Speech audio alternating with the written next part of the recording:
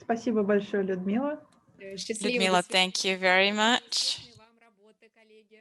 Yeah, success and all the best to you all. May I begin?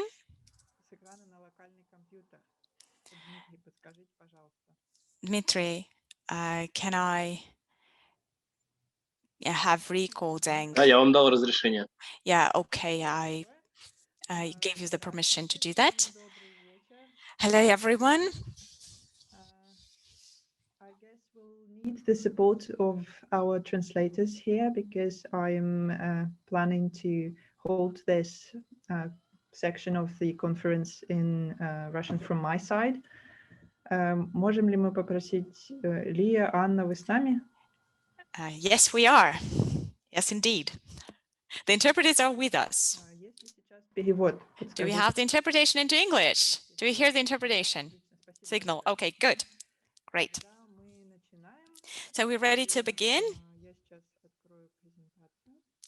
I am opening the presentation now. Do you see my screen? Thank you. So we are now ready to continue our conference.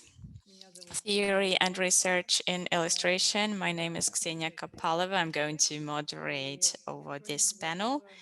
And I have invited researchers from different countries, Jaleen, Nathalie Collé, Masha, Krasnova-Shabaeva, to discuss research in illustration and how this sphere is organized, how does it function in other countries, because in Russian context, this is the new area and people don't know much about it. I would like to begin our panel by a short introduction that I'm going to do myself. I'm going to speak about why the research in illustration is of interest. I said that this is a new area for Russia. It is somewhat uncharted waters or uncharted land, and it's an area that is barely existent in Russia. So I myself am a teacher of illustration at the High School of Economics and the School of Design. I am the co-author of the Elephant in Boa media project. I'm going to begin with raising a very difficult issue that I've been facing myself. When I speak about the research in illustration, and I often come across misunderstanding from my students and my peers. They don't understand why it is needed and what it is exactly. And often I sort of face inability or unwillingness to talk about it. It seems that it is something dissociated from the real life and of illustrators.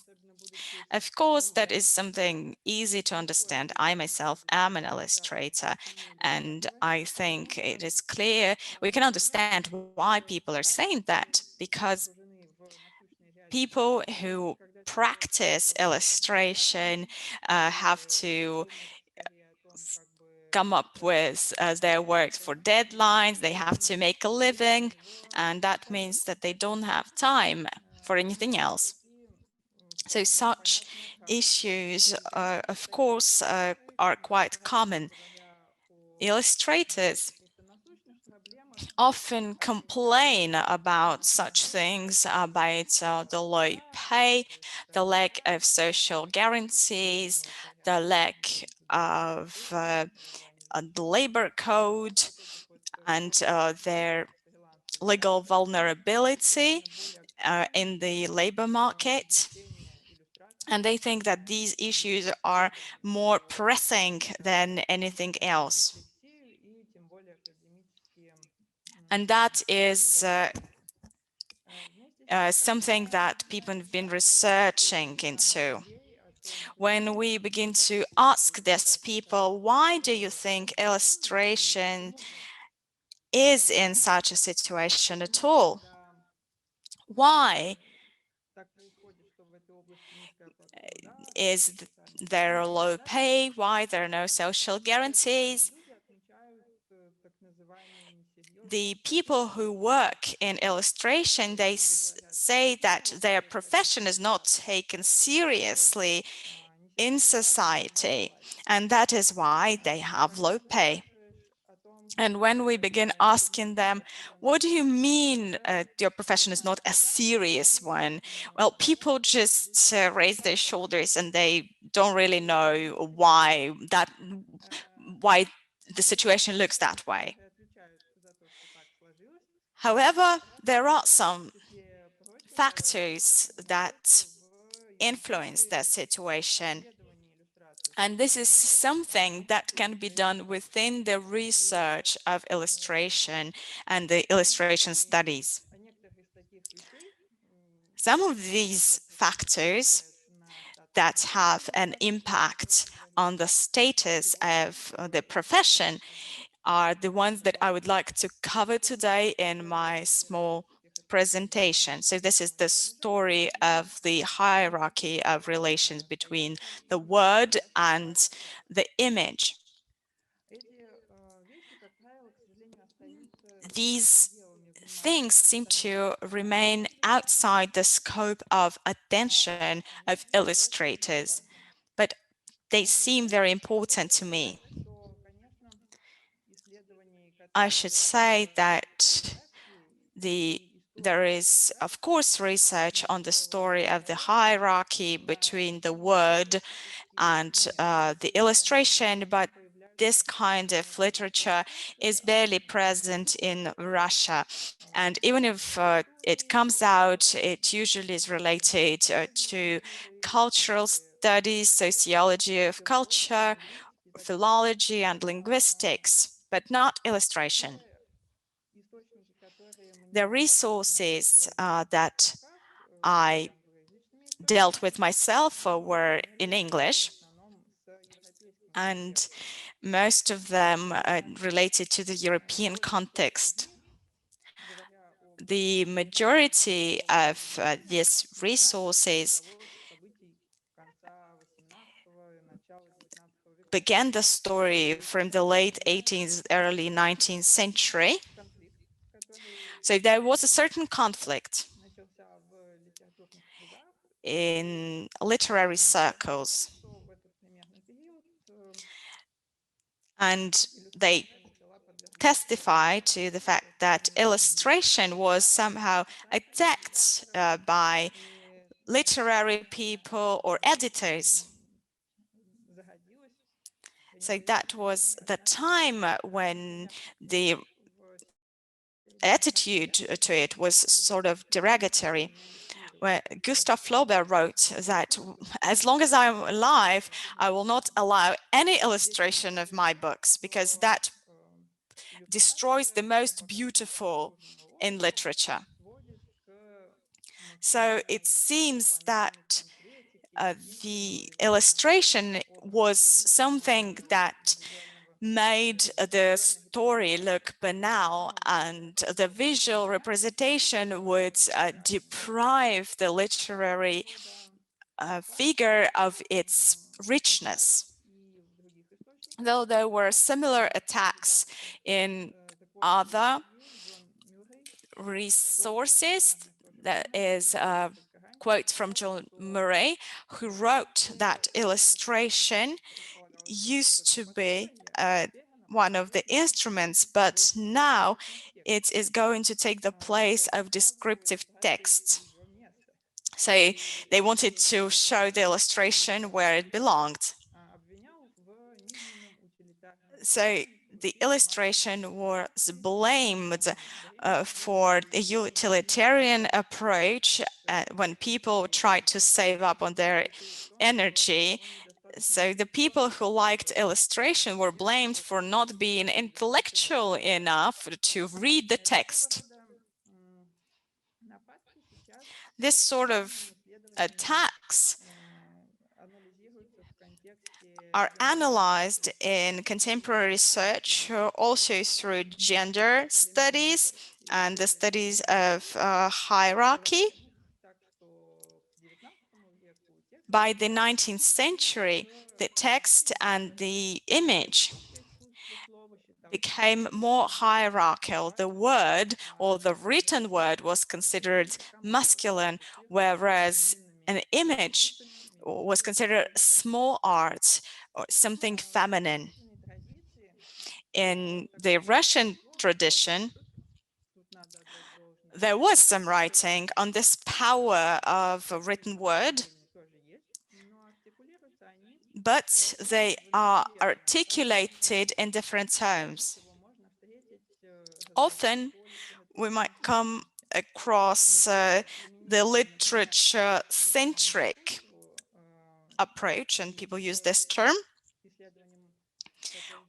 And also, the research on illustration speaks about this literature centricity. There is a student handbook by Glushkov, where there is an article about the literature centricity in the Russian culture. There, the influence of the Russian Orthodox Church is analyzed, the influence of the intelligentsia that defined the standards for writing and other intellectual spheres, but it seems that nothing is devoted to gender hierarchy there. In and of itself, hierarchy and the hierarchical relations, of course, might not be a direct cause of this poor status of illustration, but it sort of formed the environment where illustration had to develop. The low pay and the social vulnerability are, and I think that is something that the illustrators understand, they happen because of the weakness of certain institutions. Among all the institutions that exist in this area, we see rather poor picture. So there are maybe some social media who support people who work in illustration. They ensure the circulation of information, and that is, of course, and networking, that is important, but we don't have a lot of institutions that could be helpful to the development of illustration in Russia. If we compare illustration to graphic design, we can see that for each and every graphic designer who's working through freelance, there is a whole market where big companies operate, and these big companies need to pay salaries to their staff.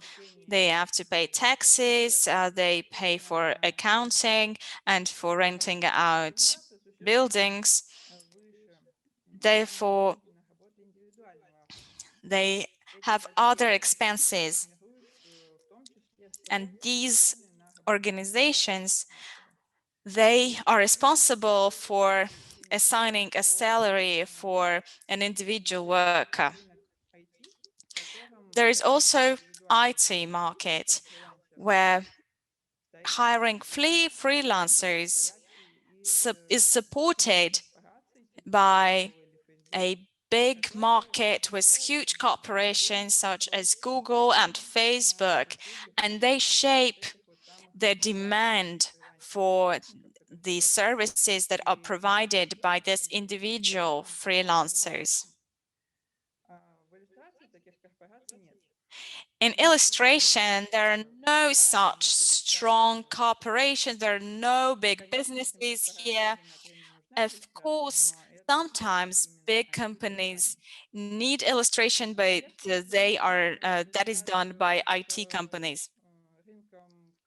If we compare illustration to other art markets like contemporary art,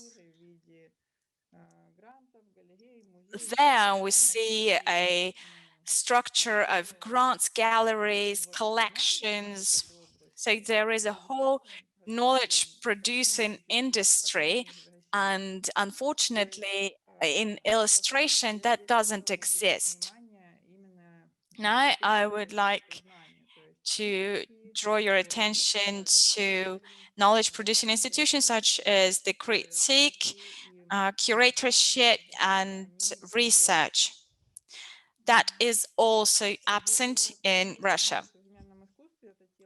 In contemporary art, these are the institutions that help to build ties within the industry and between other industries, and that supports the people who work there. It seems that there is one market that is quite big and it could support illustration, and this is the education market. It supports the illustrators not only by providing them with jobs, because they can teach in universities, at schools, but this market of education allows to foster the base of knowledge and research that could spark further development and could even produce such conferences that we are taking part in right now. Or there might be a book published that is bought by the people in the community. So this is one of the aspects that has an influence on the development of illustration. So why do we need to study illustration? The critique and research do not always bring financial benefits, but they make illustration visible to other areas. So in this indirect way, they generate links, connections, and they reproduce this knowledge. And this reproduction of knowledge, even though indirectly changes the status of the profession, at least I'd like to believe that. There is a number of initiatives in this area that seek to make illustration more popular. One of these initiatives is the Elephant in Boa, or Slonvboa.ru. This is the website I'd like to show you. That's what it looks like. You can come and take a look. On this website, we are trying to show the research of illustration, and we try to portray it as a part of the practice, the same as drawing or making accounting. So we're trying to make research a well-accepted part of the life of the illustrator. In Russia, this sphere is very new, and that is why I invited the speakers today who have a lot more experience in this area, and they have the deep knowledge of it, and we're looking forward to their expertise be shared with us. Now I'd like to give the floor to our speakers, and the first talk will be given by Jaleen Grove. Jaleen, please, you have the floor. Hello, thank you very much. I'm really happy to be here. Just let me get my presentation going. All right. Thank you so much. I am speaking to you from near Toronto in Canada, and I teach at the Rhode Island School of Design in the United States. And I will acknowledge that we are speaking from the traditional territories of many Indigenous peoples in North America. I will first define what we mean by illustration studies versus illustration research. And then I will give a timeline of the development of illustration studies as a field up to the present moment, before turning to some issues in illustration studies. My focus will be from the perspective of the United States, a little bit of the United Kingdom and Canada, and focusing on discourses in the English language. What is illustration studies? This is the scholarly study of imagery that illustrates. That seems very simple until you start asking, what is an image? What is illustration? And those are fundamental questions that run throughout the field that all scholars of illustration and practitioners eventually come back to keep answering and re-answering. We look at illustrated text, by which I mean books, magazines, and so on. The whole book or magazine, also the illustrations in that text, looking specifically at the juxtaposition of images with words, with other kinds of images, and with the format of the entire body that is presenting the illustration to you. We look at illustrators themselves, their lives, their way of illustrating in the studio, the complete flow of production to distribution. And then of course the audience, how people use those illustrated objects. And we look at the historical context in which that's happening. As a historian, which is my primary discipline, I look at the history of all of that, change over time and comparisons between places.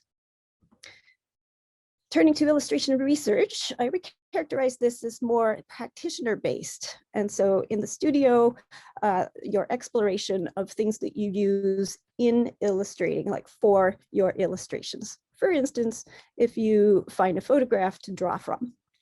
That may also include site visits, interviews, and other data. Then there is the research through your actual practice of experimental with media, perhaps drawing from life, collaborations, and so on. And then there is a component of studying what other people are doing. That is also part of your artist's research. And that, of course, brings us back to illustration studies. So there's considerable overlap between these two modes of investigation.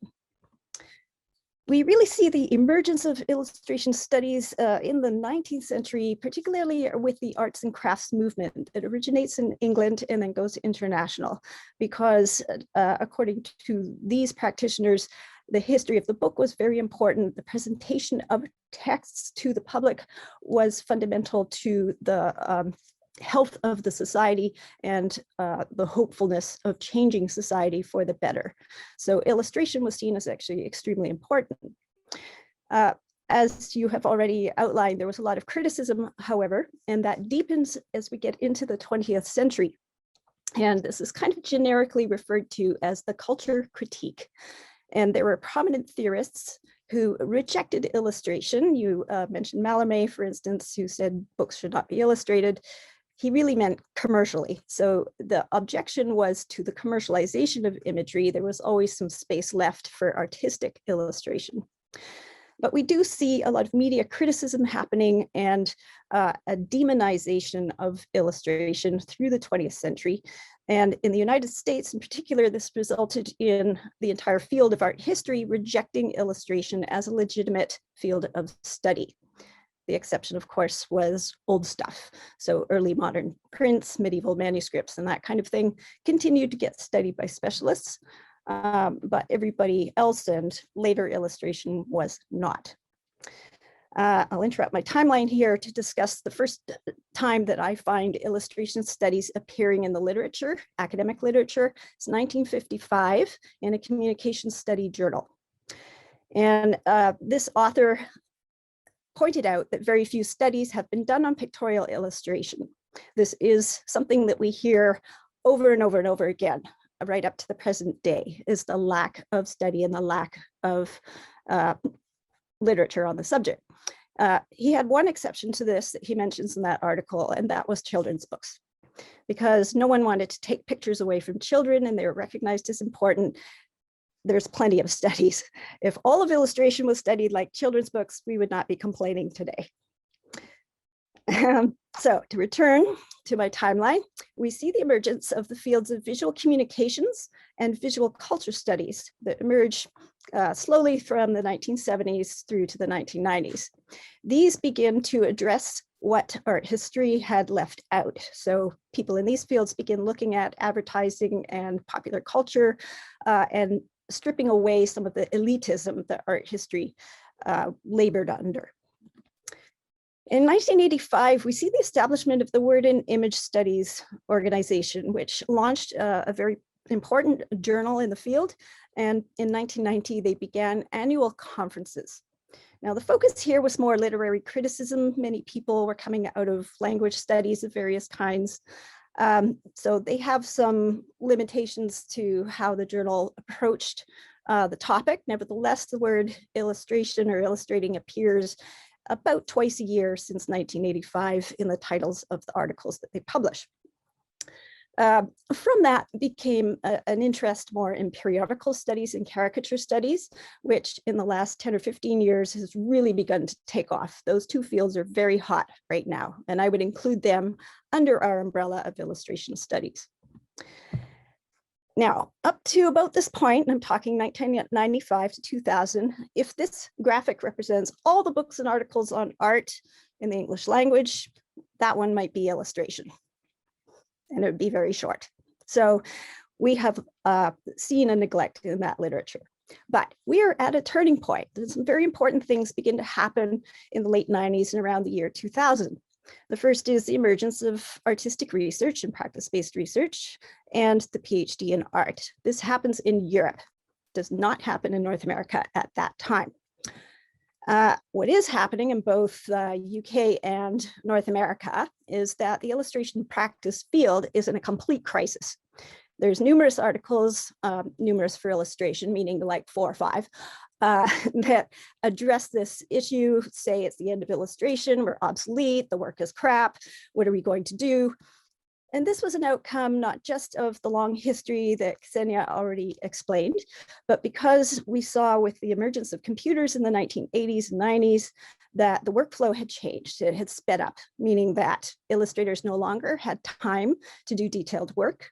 The prices were being driven down because graphic designers could now use Photoshop to do quick illustrations. And the internet brought stock art, which meant that all of a sudden illustrators were not getting hired because people had thousands of free or cheap images at their fingertips. So, but we're at this turning point, and the strange thing happens, which is that the contemporary art world suddenly notices illustration. And they think it's fun, and it starts to get appropriated. There's a whole art movement called lowbrow, which originates in California. This is also the rise of the big art fairs around the world, and the beginning of the bubble that we see right now in contemporary art collecting. So bringing in ironic references to illustration, first of all, it opened up a new market for illustrators to turn to. And it began to make illustration just a tiny bit respectable. So these things all together led UK illustrators in particular to change their practice and to begin what has now come to be called expanded practice. And they also embraced theory and criticism. So expanded practice we can define as the non-traditional interdisciplinary approach to the act of illustrating. Very experimental, more about process, not about industrial product. It's not about training you to get a job in the field. And of course, illustration research is fundamental to this. It was very much supported by the launch of Vroom magazine in 2006. This is published by the Association of Illustrators in the UK. And then the Journal of Illustration launched by the Illustration Research Network. That starts in 2014 along with annual symposia. And disclosure, I'm on the board of the Journal of Illustration.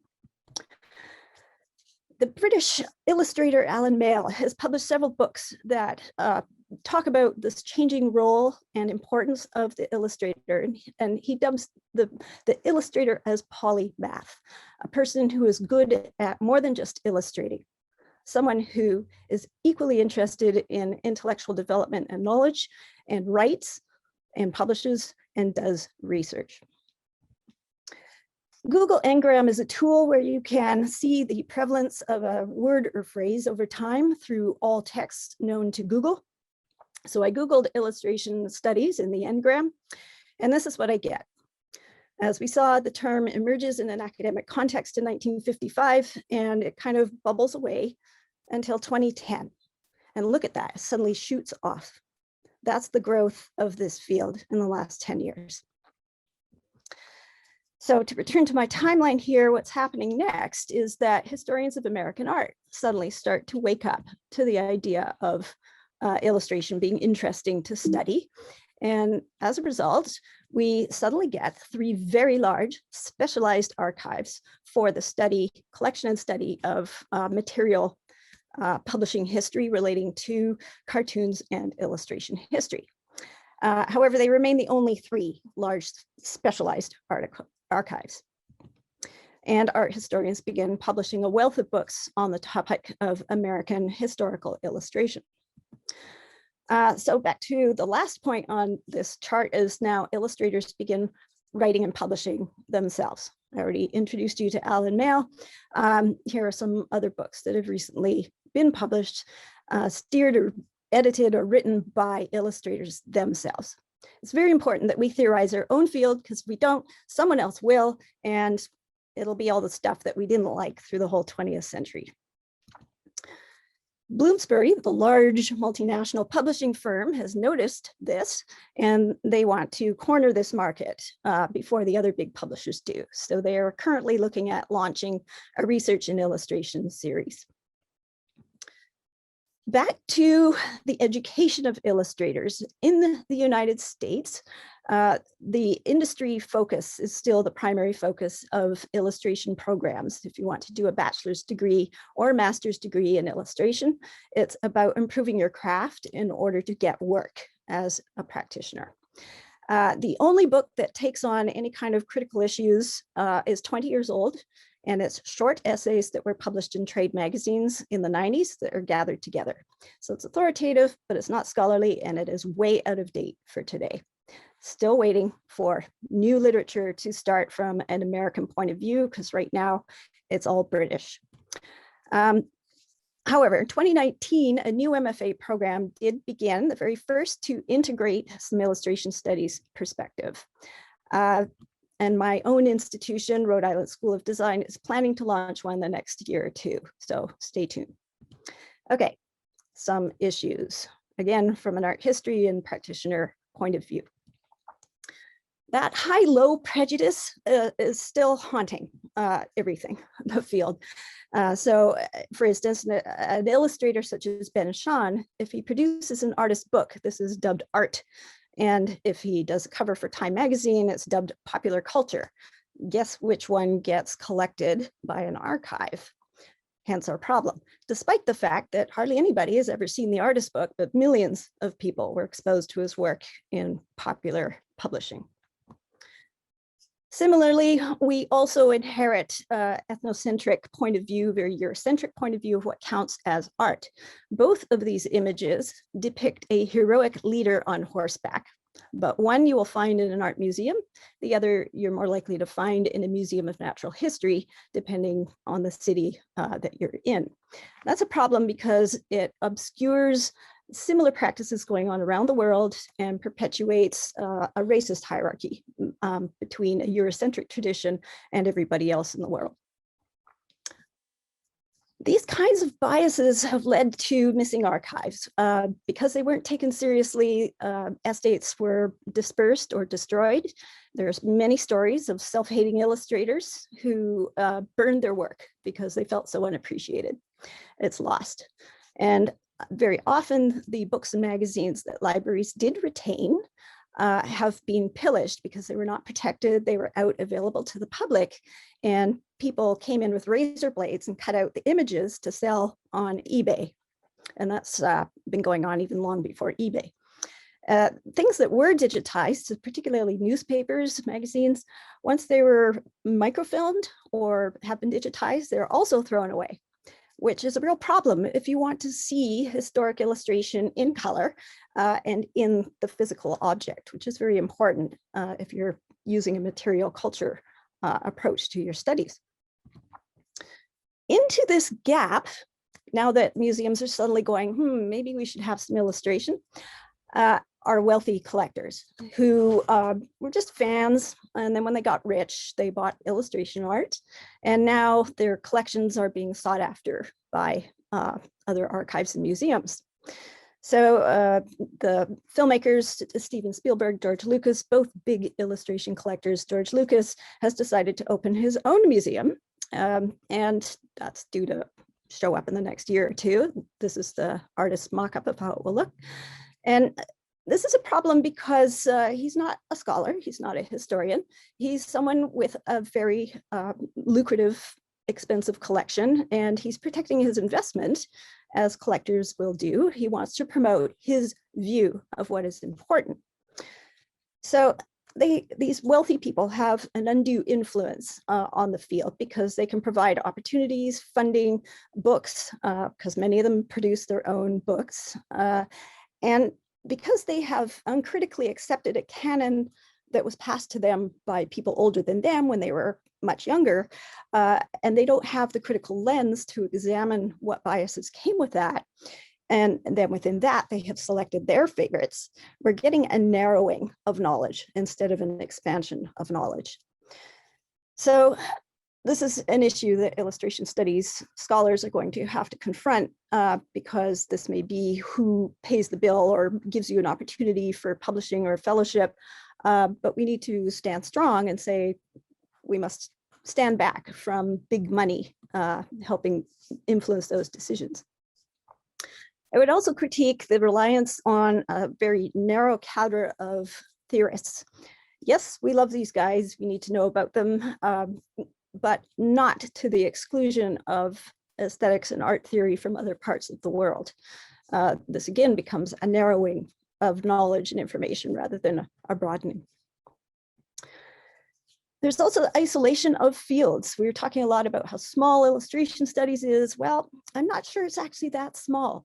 When we take into account what people in communication studies have done, people in literary fields, people in practice, there is actually a lot of work on illustration out there.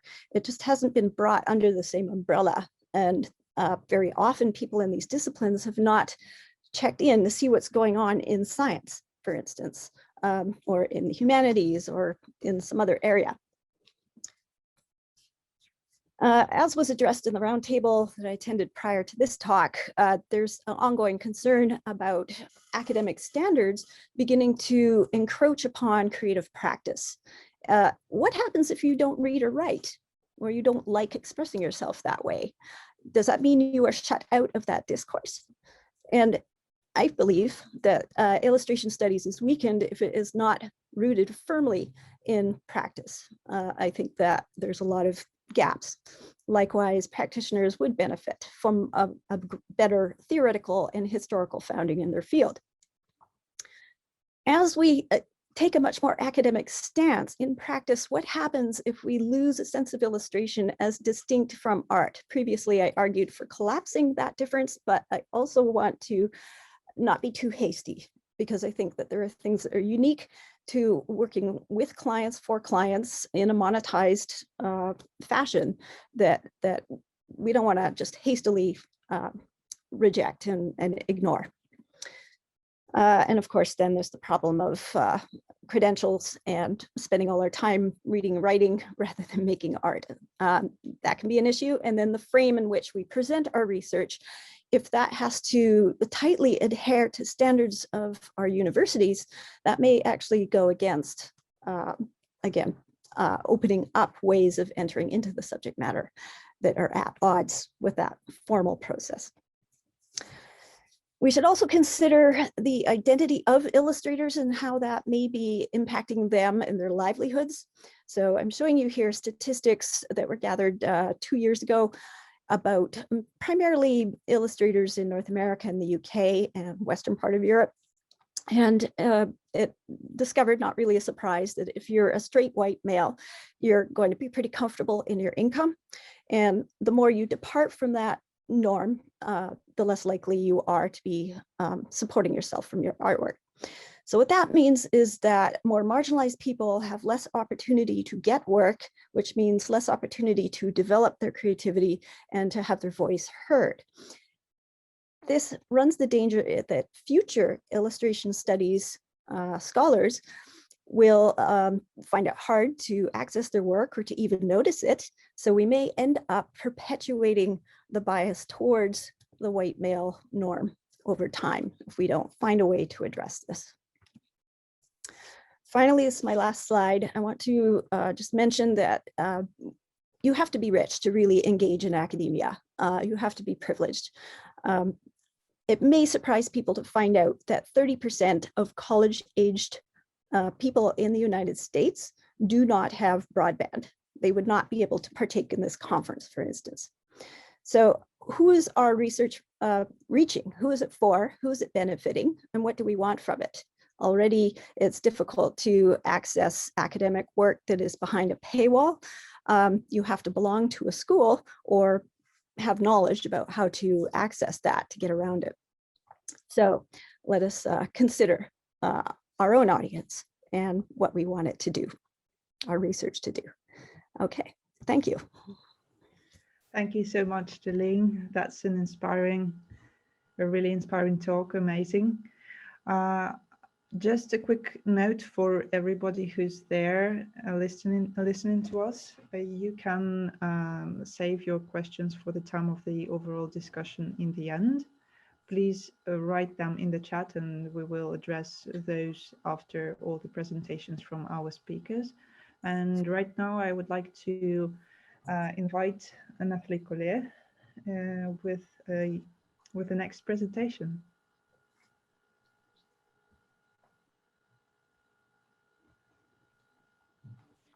Okay, first of all, can you hear me like this, or do you want to put the headphones on? Okay. Does the sound loud enough? Yes. Yes. Okay, right. Can I share my screen?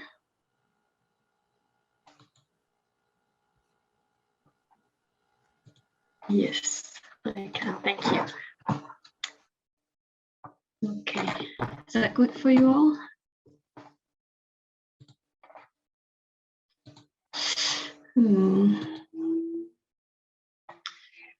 Okay, right. So thank you, Ksenia, and thank you all for being here. Thank you for your kind invitation. I'm going to be talking to you about illustration studies from a French perspective. So taking you to another continent after Jaleen.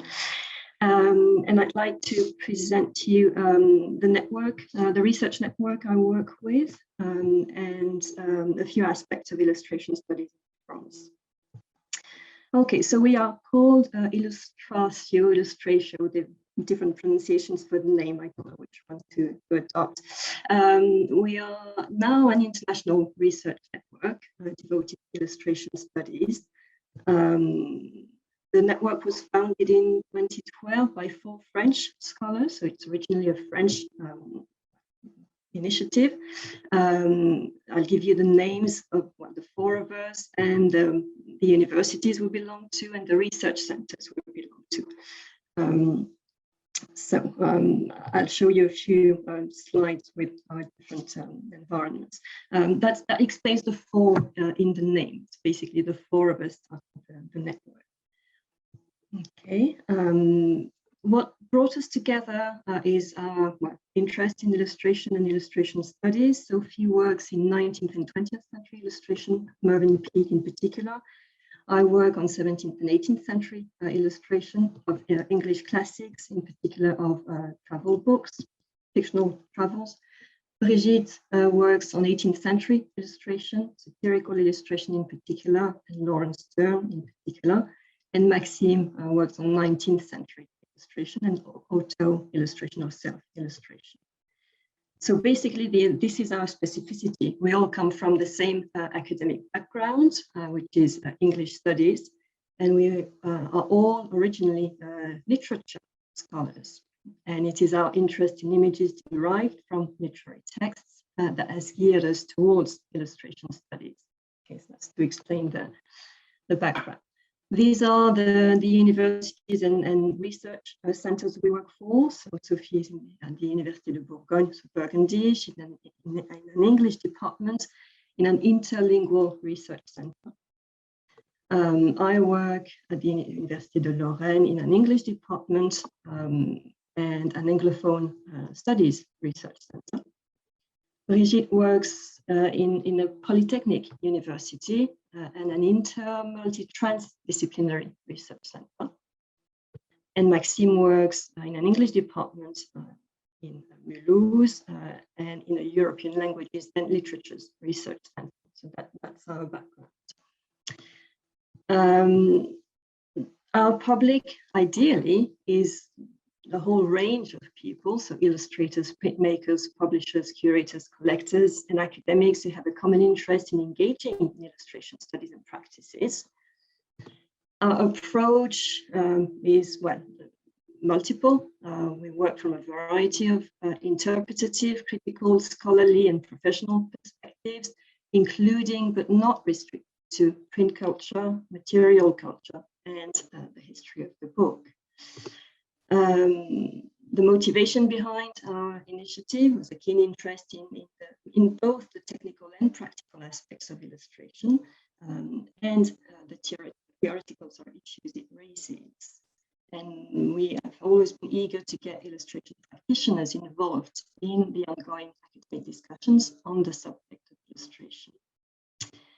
So our hope and mission to help promote illustration and its ever-evolving modes of practice, and to provide ideally stimulate the framework for interdisciplinary investigations into and methodologies for the study of illustration.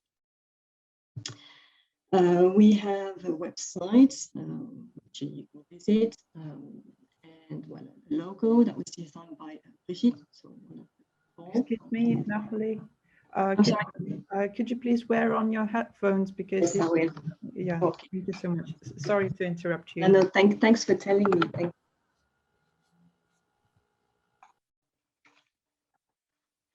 Okay, that should connect now. Is that better? Okay, yes. So sorry about that. My connection after a while gets tired and the sound gets really crap. Sorry. So this is our website and our logo.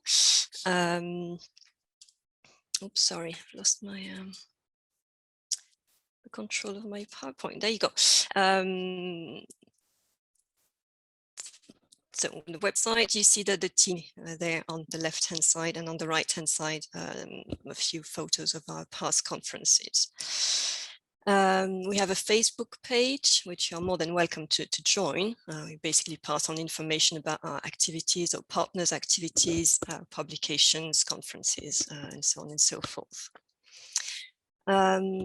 Okay, here is a list of the past conferences and symposia we've organized in France. So you see the titles, you see the dates, the venues as well. We've been basically rotating between our different universities. So we started with a conference on the birth of images. I think I have visuals for you after that. Yes. So the first one was in Burgundy, Dijon, the birth of images. We had quite a few illustrators and practitioners who joined us for that one. Jim Butler was one of them.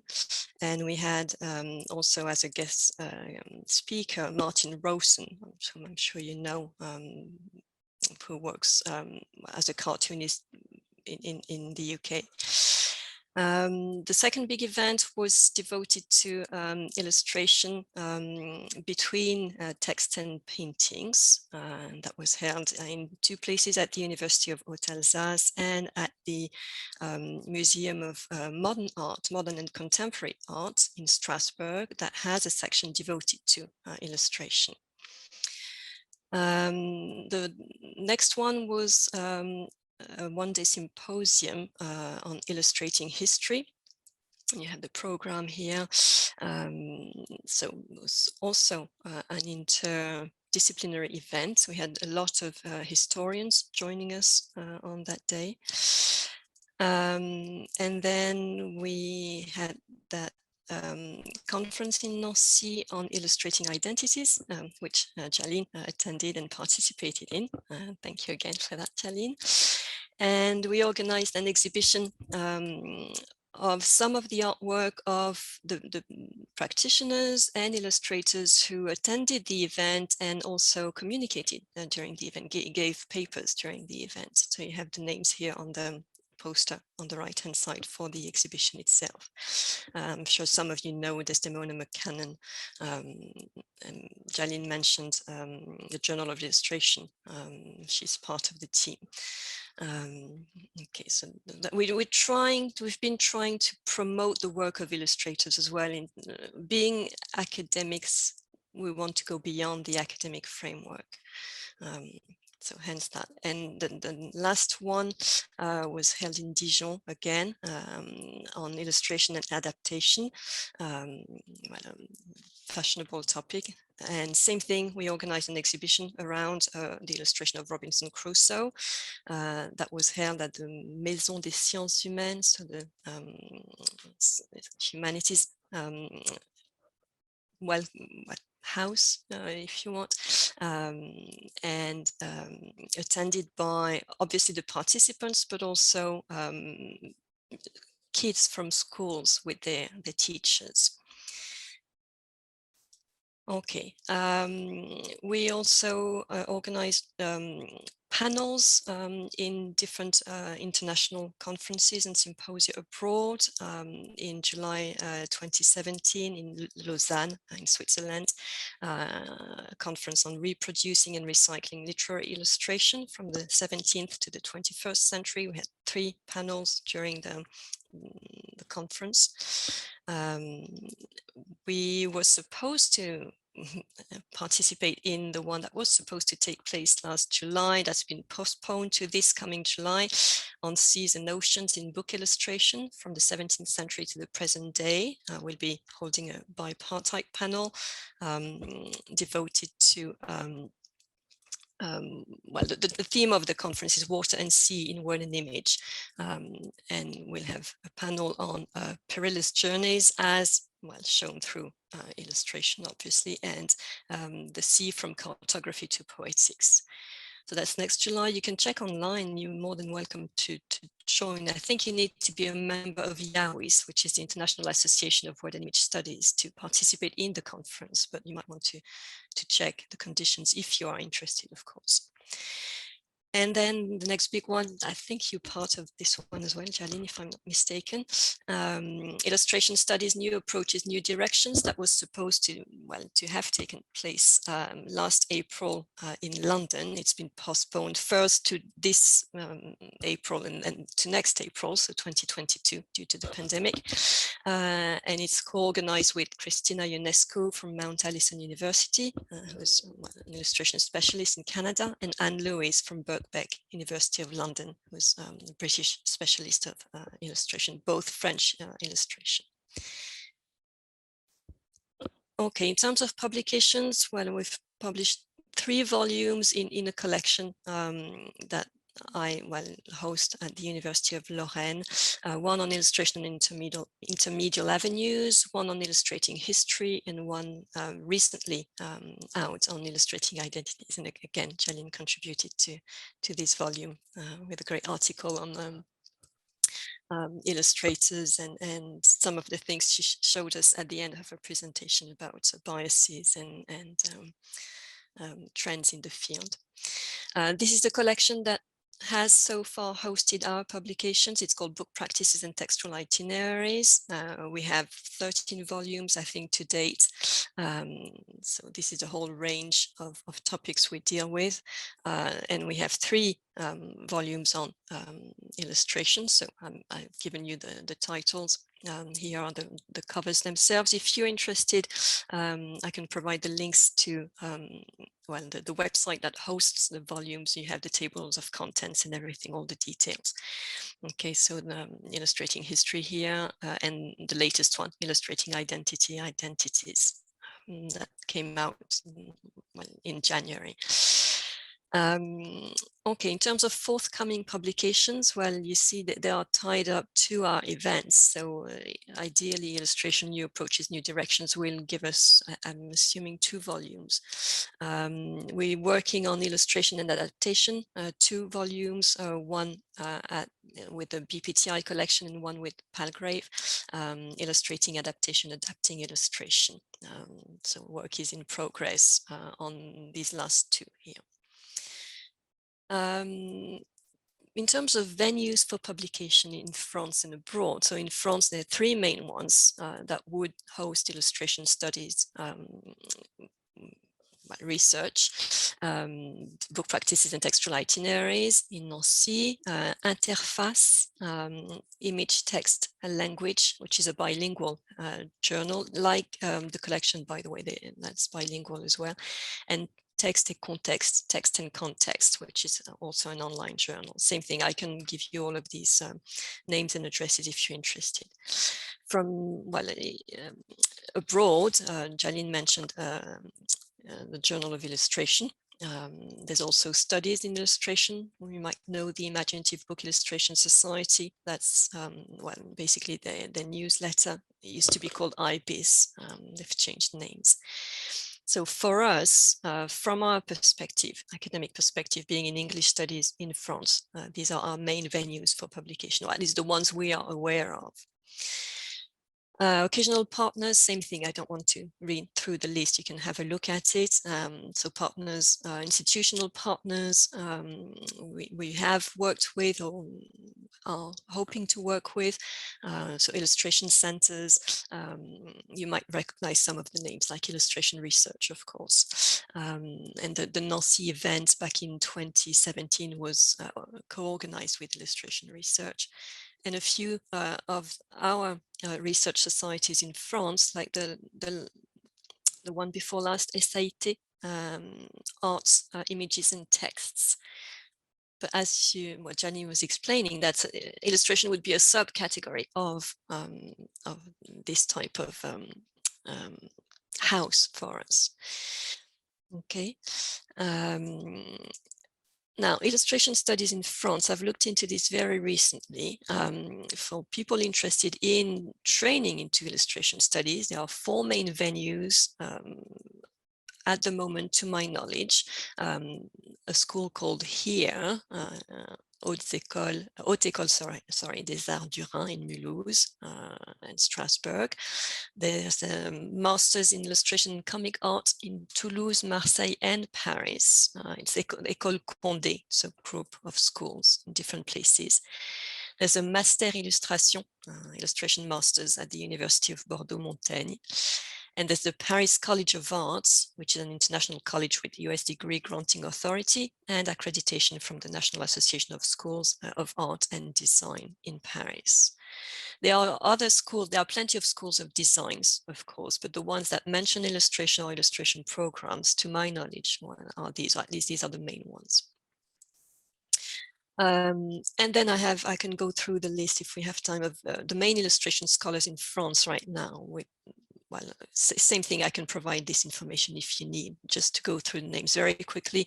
And I've reproduced each time one of their key publications. So Sophie Ames, whom I've mentioned before, Hélène Campagnol-Cattel.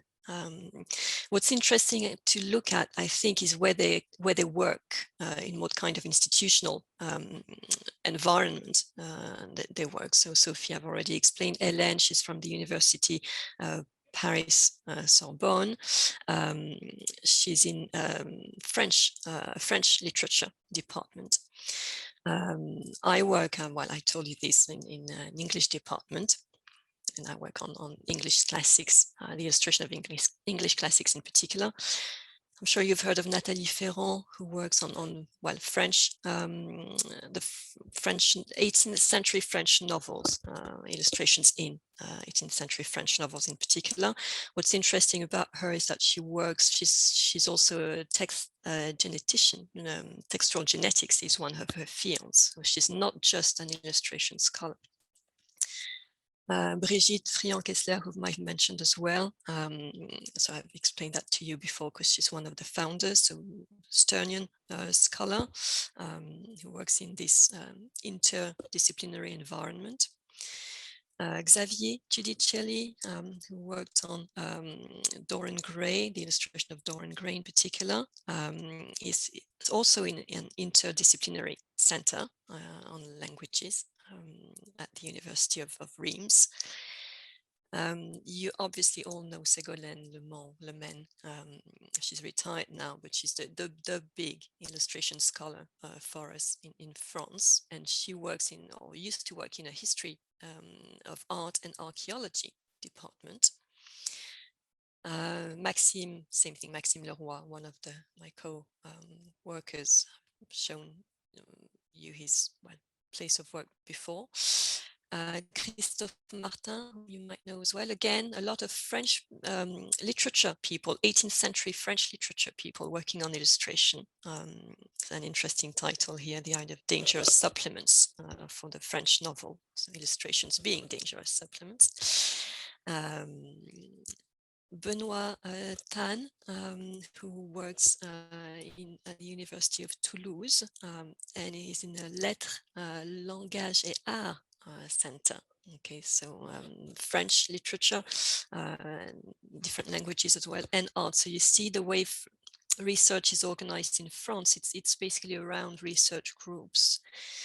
And I think that's where my list ends.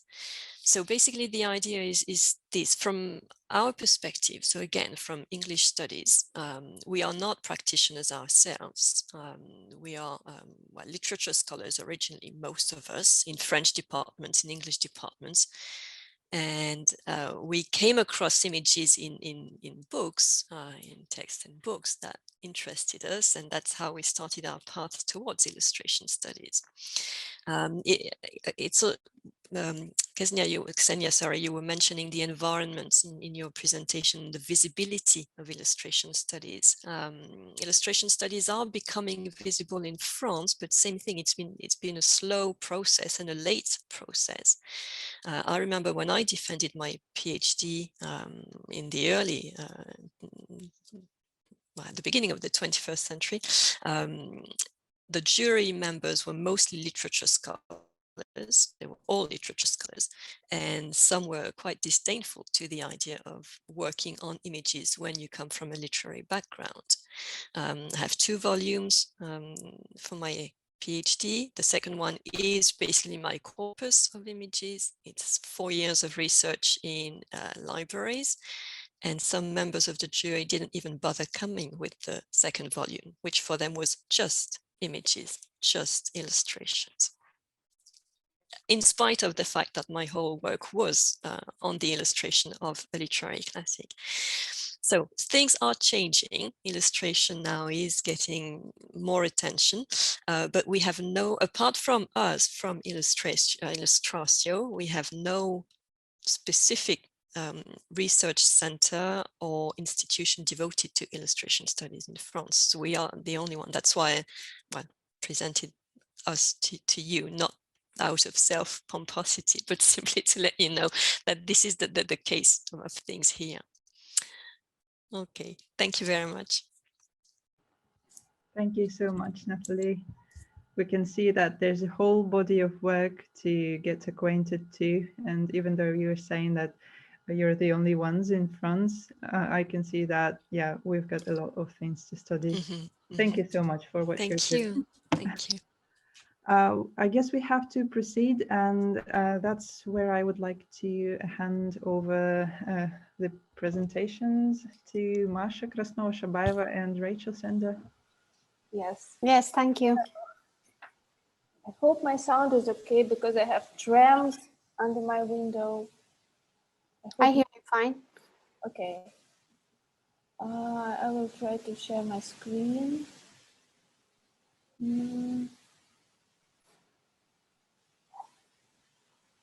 Yeah.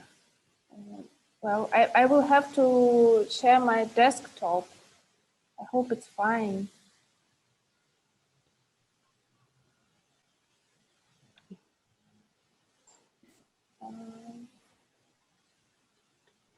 Oh.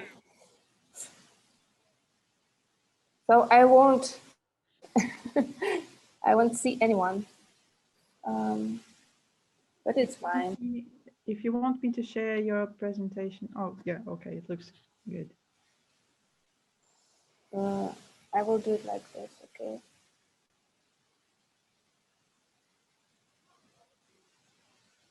Okay, we can start, Rachel. Yes. So first we will introduce ourselves. I'm Masha, an illustrator working both on commercial and autonomous projects.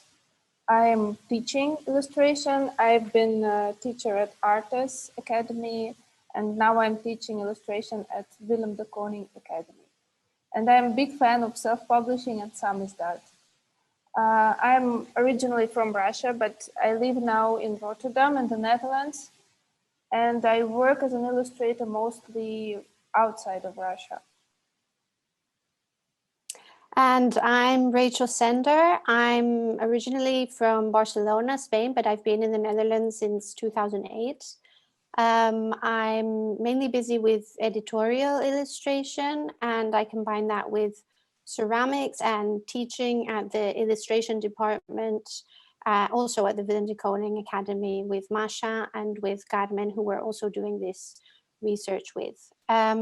I've been involved in the organization of 5 editions of Zine Camp, which is a zine festival that aims to encourage making and collaboration. And I recently launched the website called Rotterdam Illustrators that showcases professionals' work from here. And it's also meant to build a bit more of a community of the professionals here.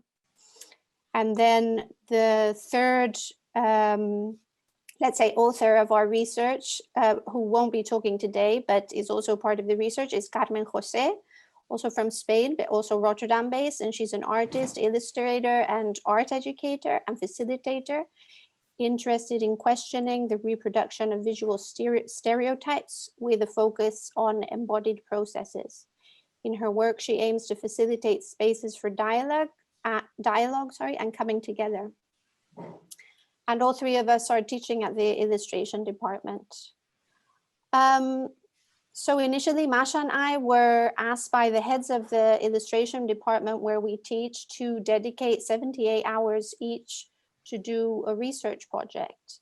And we were given a very open brief. Firstly, to research the recent changes in the professional field of illustration. And the second requirement was to look into the topics of inclusivity and decolonization of our department. We were required to bring those findings back to the department and start thinking of how to implement that knowledge into the education. We want to clarify that we are both beginner researchers. We took this on in a very intuitive way and researched using methods that felt comfortable for us.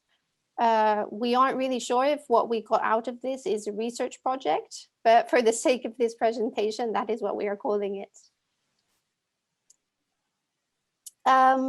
Yeah, so before starting to talk about our research, we should describe the illustration department at the Willem de Kooning Academy. The illustration bachelor on the school's website is described as follows, and I quote, obviously we need to take into consideration that this is to attract students also, so it's very attractive language also. Nowadays, an illustrator is not so much someone who needs to possess specific technical craft skills. It's much more. It is a concept developer and critical visual storyteller who explores possible artistic solutions coming from a strong conceptual grounding, close quote. At Willem de Kooning, we have what we call the stations, the drawing station, the image and sound station, the publication station, the fabric station, etc. And the layout of the school was altered some years ago so that the spaces are very open. This layout aims to invite the students to feel encouraged to use any station to realize their projects. This aspect of the school is reflected especially in the illustration department, where students are encouraged to use all stations for practically any project. We have project-based terms based on concept-driven projects as opposed to technical-driven subjects. Every project can be realized using whatever technique the student finds most suitable. An openness, diversity of skills, and overlaps with other disciplines is something that we have been observing more and more of in the professional field of illustration. And there has been an increase in popularity of the bachelor at the academy, and the need for defining what our profession covers is more and more pressing in order for the academy to take a position in what they offer and how they offer it. On top of the major, Willem de Kooning adds elective projects.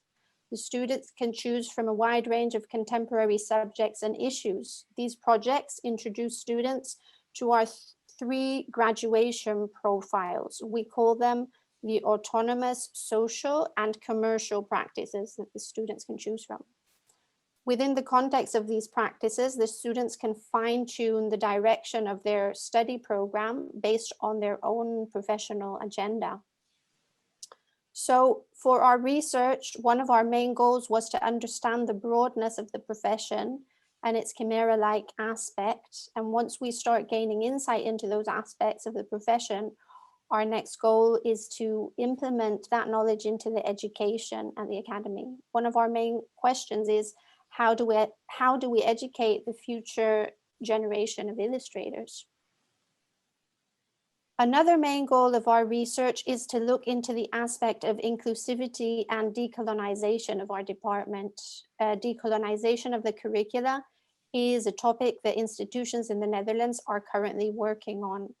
Despite talking about it, we kept delaying taking action. It's only this year that they have hired professionals to help out in these matters. They are called the Office for Inclusivity, that is formed by Ali Sahin and Alfie Martis, and are in charge of writing an advisory report to the Willem de Kooning board, as well as helping us implement policies that our institution needs. Now Masha's turn. Yes, urgencies. I think one of the goals of our research this year would be highlighting the urgencies that we have at our academy and overall illustration field in the Netherlands, which are in fact more or less true for many other countries. We are all constantly discussing these anecdotes about the illustration field, but we decided to investigate them.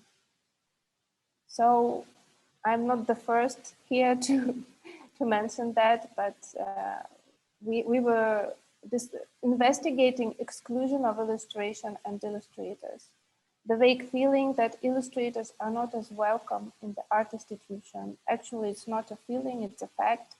The feeling that we are not seen by these structures, we are not recognized as artists. The same is happening in the academy. To quote Catherine Morgan of Parsons School of Design, illustration is a fugitive practice within the university. We think it's true for our academy too. We are all aware that there is this hierarchy in the art world and illustration is not at the top of it. We wanted to find out not just how it developed in the past, but how it affects illustration students at the academy, as well as practicing illustrators right now in the present. During our research, among other things, we found out, for example, that until recently, Mondrian Fund, a well-known fund in the Netherlands, wasn't supporting artists, wasn't considering people with illustration diplomas for their stipendium for emerging artists, which was surprising for us, to be frank. We are still looking further into this. What is illustration in the Netherlands? We tried to keep our research international, but as you see, we also didn't want to ignore the situation in the Netherlands. Overall, it seems that illustration in the Netherlands is in the shadow. For example, there is no official platform to represent illustrators. Many popular illustrators living in the Netherlands are mostly working for clients abroad. Some of them work exclusively abroad. Does that mean that the local market is too small or underdeveloped? While it seems that there are many drawbacks in researching the Netherlands as immigrants who might not know many things, the fact of being foreign in this country is also one of our strengths. As any outsiders, we are questioning everything we see in this country. We are not sure how things work, how things are constructed here, so we tend to research and check everything, which is an ideal drive for this kind of research, in my opinion. What is illustration at our academy? What are the skills we should give our students? How can we connect our major to the practices better? For example, we are not talking about social practice enough during our lessons, and there are very few illustrators amongst social practice teachers. As a result, the students are less motivated to choose social practice. Although from our point of view, it's a very interesting direction right now to choose for an illustrator. When we started to discuss the research, we realized that we are not really talking about illustration that often at the academy and in the Netherlands overall. At the academy, we are so busy with other things that we never discuss our experiences as illustrators or view on the field. Our approach. So first approach was just talking, just starting those discussions. And one of our main goals is still, we are working on it, so it's to create this space for just talking about illustration, a space that can become a ground for the future research. So facilitating those discussions with our teachers inside the academy, other illustrators, other professionals who work with illustrators, as well as making them available for our current and future students, was one of our first goals. The discussion with the teachers was rather exciting, and it was based on a survey that we sent out to all the teachers beforehand, so we already knew what we are going to discuss. It was nice to finally have a space where you could share your concerns and ideas about the education at our academy. And finally, we found out what our colleagues really think about illustration. Among other things, one of the hottest topics for the teachers to discuss is whether drawing should have a significant place in our curriculum. There are teachers who think that being a trained drawer is not that important for an illustrator, which was interesting for us to hear. But we all agree that visualizing is important. Talking to other professionals. So furthermore, speaking to other professionals who work with illustrators was eye-opening for us. We talked to art directors, agents, and curators. We wanted to know how they view illustration. For me, many of the things that they were telling us were very new, although I've been working as an illustrator for a long time already. And talking to illustrators was an essential part of our research. We also talked with Jose Quintanar about self-publishing, why it is so important for contemporary illustrators. We are going to talk with Leena Kissanen about using social media as a professional tool, and Lulu Joao about the problem of representation. And we have to incorporate those talks into our lessons because we are already out of time, out of those 78 hours. And we are also suggesting a list of books and subscriptions for our academy's library. There are some obvious books here, but yeah, we don't have them at our library, so I think it's important to have them for our students too, for our students as well as for our teachers. And then as part of our research, we also attended 2 symposiums. One of them was by the Kingston University in the UK that gave us many inspiring examples of new ways of using illustration practice as a research tool, as well as giving further insight into the changes of the profession. And Fumeto Symposium, that was around the topic of censorship in illustration. And I think we'll also be using a lot of the content we've heard today, eh, Masha?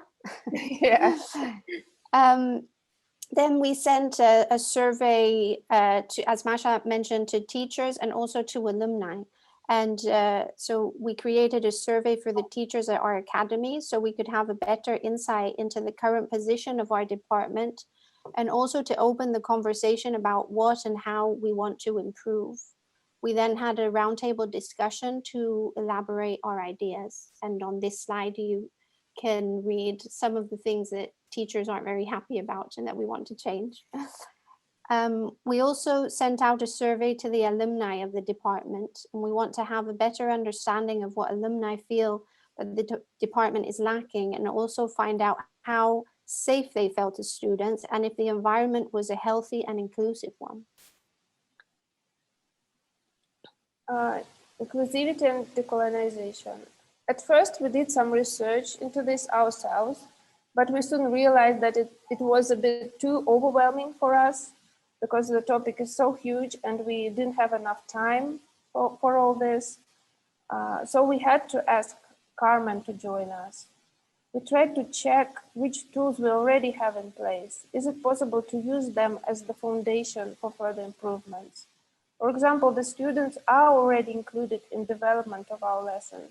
We have regular meetings with them. They evaluate the work of the teachers and the curriculum of the previous term. We have coaches to whom they can report any problems and concerns. We are organizing anti-racism, anti-prejudice training for teachers of the illustration department this year. There is a new approach of reaching out to the schools whose students are less likely to attend our open days. So there are some good things happening. However, there are still a lot of issues. I think one of the most important things we have to do in our collective is to talk about our positionality, identity of our teachers. Our teachers are mostly white and European. Being aware of that alone can make the situation a bit better and help us to look at the content of our lessons critically. And of course, improving the hiring process, using open calls to search for the teachers, including the students into the hiring process. Our curriculum is not a reflection of the diverse history and world of illustration, nor it is a reflection of our diverse city. In Rotterdam, 45% of the residents have an immigrant background. Our curriculum is still very westernized, Eurocentric, and white. Yes, we're already talking with the students about these issues, but not enough. We have to talk more about different perspectives, racism in the context of history of illustration, identity, and representation. We are aware that anti-racism is not a goal, it is a continuous process. We have to learn and improve together with the students.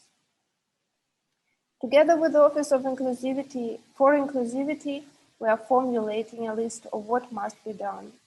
For example, we are thinking of implementing curriculum scans, meetings for all the teachers to discuss the content of the lessons and learn together to make it more inclusive. And Carmen is busy right now with a few things from this list too. So specifically, she's looking into demographics of our department, teachers and students, creating a glossary to find common language to talk about inclusion and decolonization, and creating mind map.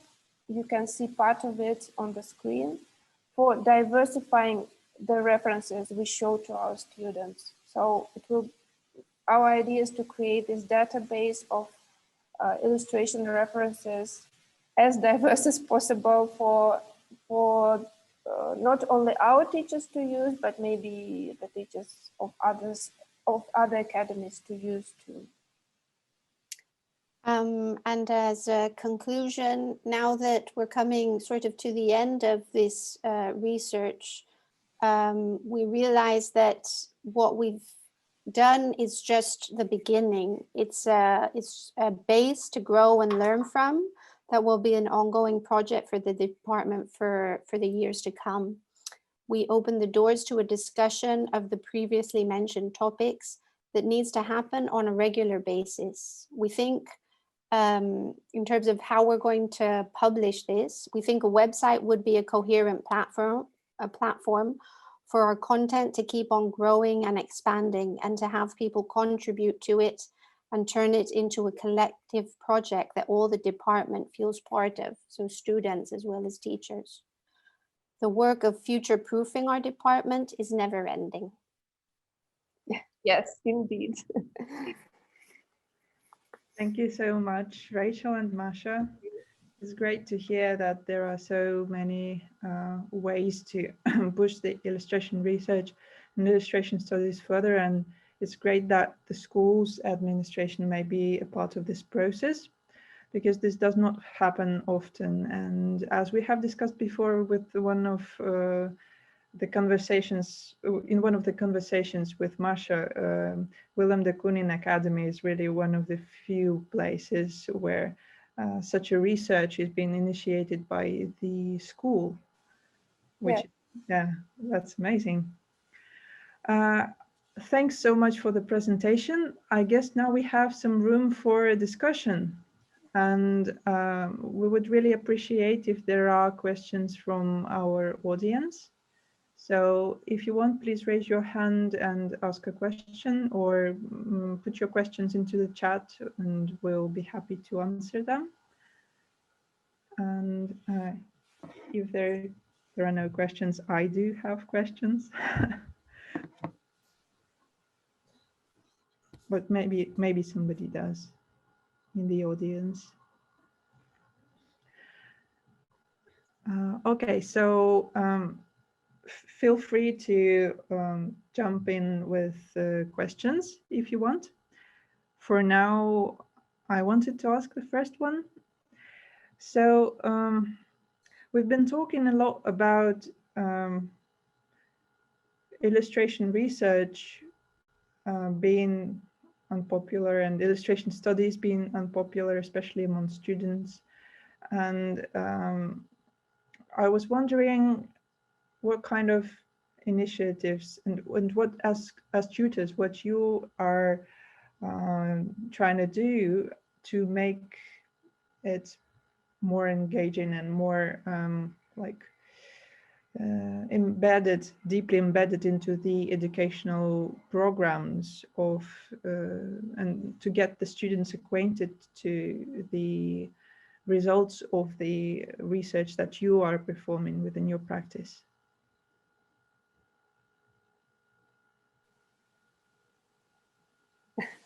Is this question for, I assume this question is for Masha and me, right? For everyone. To everyone. Okay. Who's going to answer then? You can start.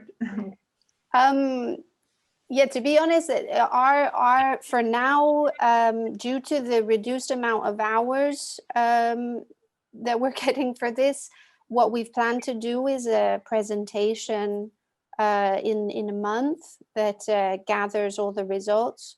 But then obviously from there, as we mentioned in our presentation, that's supposed to translate into more people getting involved, into getting regular conversations to happen, talks to happen. We have these weeks every few months called Drive and Development Weeks that are meant for teachers to touch base and you know, communicate about changes that need to be made. So the results of our research hopefully will be starting to be implemented in these Drive and Development Weeks.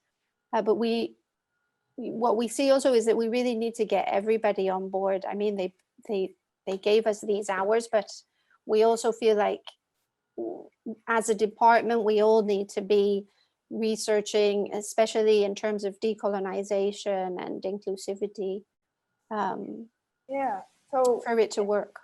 yeah, for me, one of the goals for us is to create this base and create also opportunity in the curriculum for the students to do this research. So we want to create this website and then ask students to do research and kind of make it a part of the process, of the educational process in our academy. And then there will be things like Masha mentioned, like a glossary of words connected to inclusivity and decolonization that will be growing and growing, that everybody can contribute to. And we also want to look into like the demographics of our department. So there's still some kind of pending things that we need to do and like start that other people can contribute to. So we're hoping it will be a bit more collective than just the three of us doing this. No, I'm talking about the future. So we have to formulate advice for the academy, and one of our advices will for sure be creating this opportunity for more research to be done by the students and by our teachers. And I have hope that it will happen because they hired us for the next year too to continue this research. So there is interest in it, and I hope there will be some money, some hours for those who do it too. So we really want to, we really see that a lack of research at our academy, and I think we should use this opportunity to push this advice that there should be more of it. Yeah, well, we see a lack of research specifically in our department, not in the whole academy. Yes. Because curiously, in other departments, there is a lot of money available for research, but not in the illustration one, it seems. I think this is the first time that that somebody is asked to do research for our department.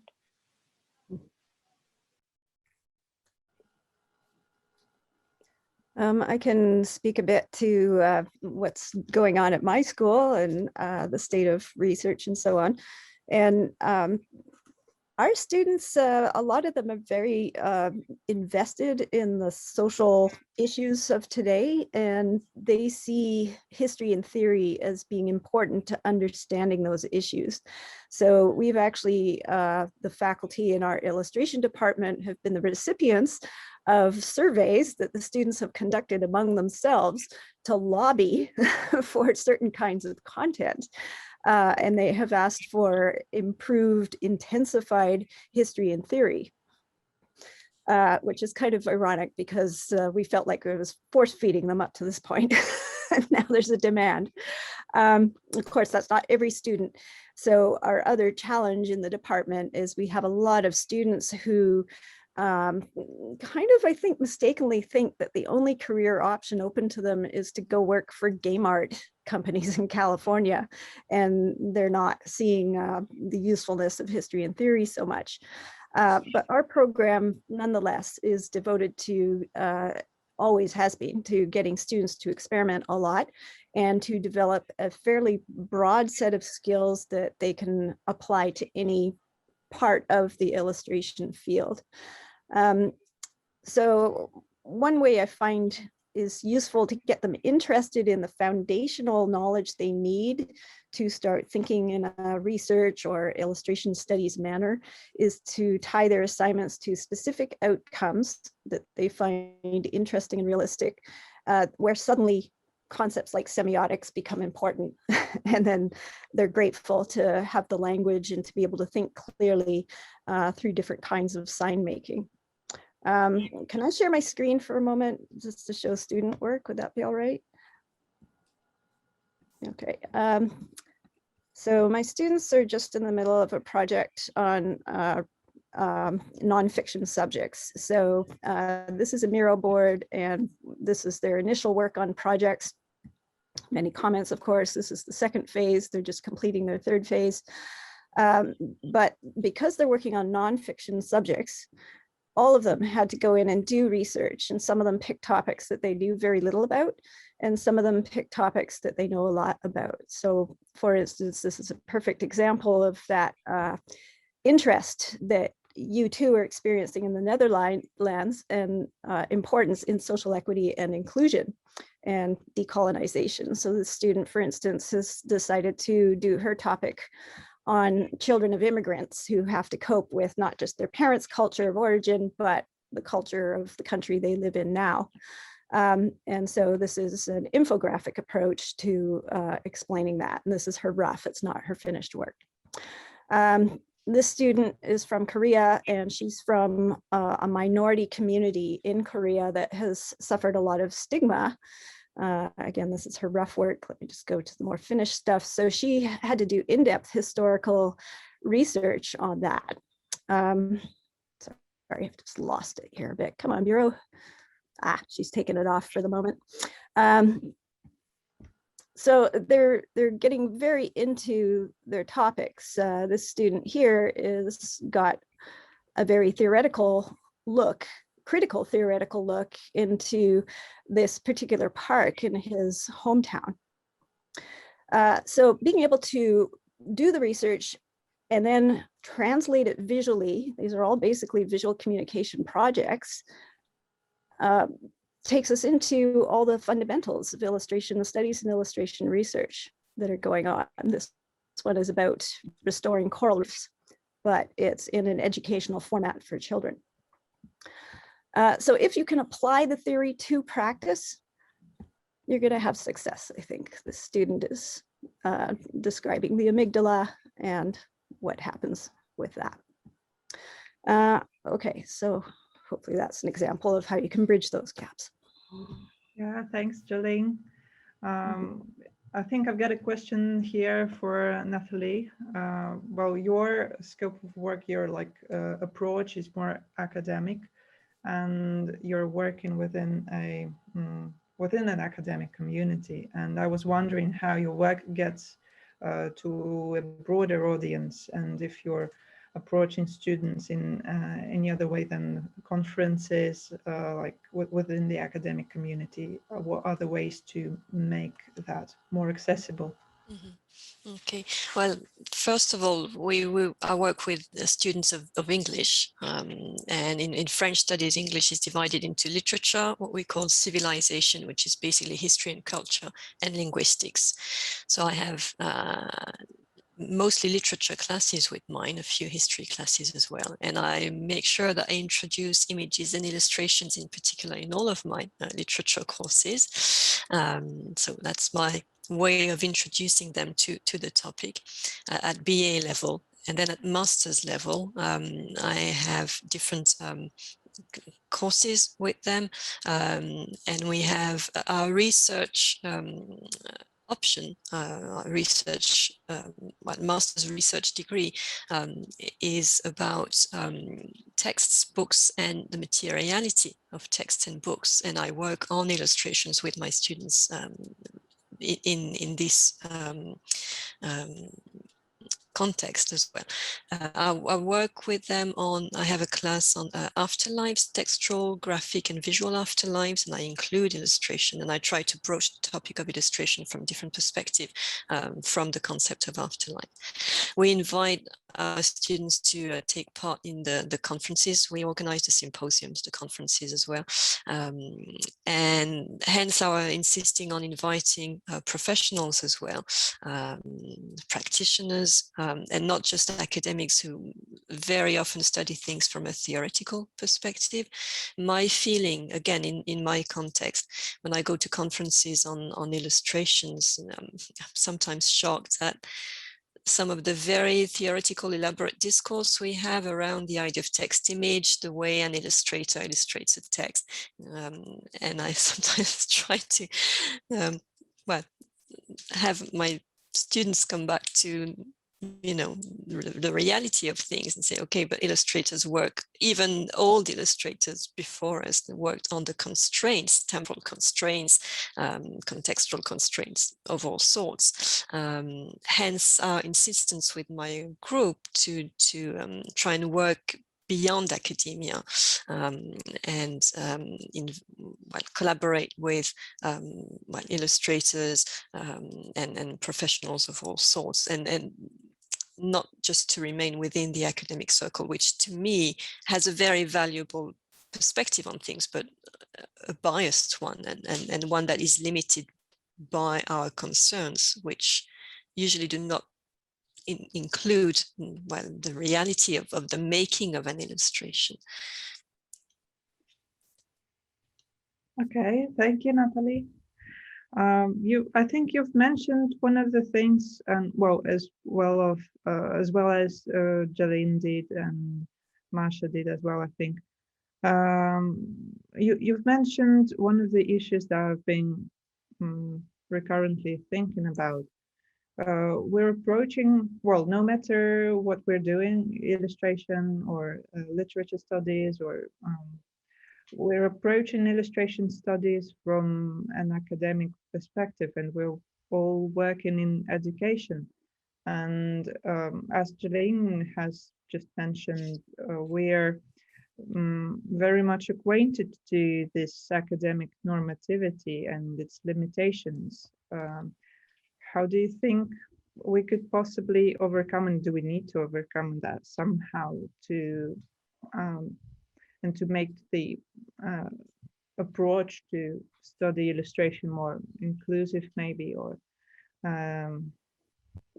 because I think the rules of the academic community the rules are quite limiting, and we need to deal with that somehow as well. It's always slightly paradoxical and schizophrenic, because of disciplinary boundaries. I know we are in the interdisciplinary era, but disciplines are still there. And in academia, as you were saying, there's this sort of normativity. In France, we also have been encouraged for the past 5 or 10 years to really open up to the outside world, and to work with other institutions and even with the private sector. So hence our attempt to work with museums, with art galleries, with different organizations that deal in illustration in some way. It's not always easy because of, again, institutional constraints, the lack of antecedents as well. We need to break new ground here. But I'm hoping that things are changing and will be changing in the near future, and that we can really open up to the outside world. We have a project with the team I presented to you today. We'd like to work on illustration, approaching illustration from a more pedagogical perspective, and introducing the concept in schools, and not just the university, but from a very younger age. But we're just thinking about it right now. We have no real solutions to offer, but it's one of our projects. So I'll tell you more about it in a couple of years' time, maybe. Yeah, that would be amazing. Jaleen, maybe you have something to add about this, because maybe from your presentation I got the experience that you have a lot to say about these issues with the academia and academic studies.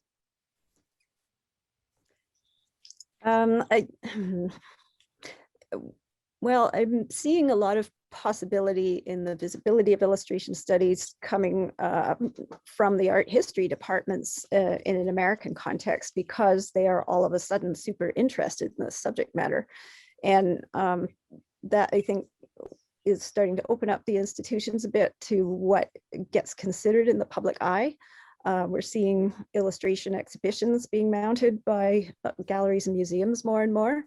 And when you have that kind of attention and a lot of people see it as kind of new and exciting, creates a bit of a buzz, and it helps the status thing and then the interest in it. And then when you apply for grants or talk to people outside of your field, they start to have an idea of what you're talking about. It's not alien to them. So I'm not sure what is going on among the literary scholars because I'm not in those circles as much. Nathalie, I'm wondering if you're in touch with the art historians in a French context. Are you? Not that much, in fact. I'm trying to work on precisely the connection between art history and illustration from, again, my perspective.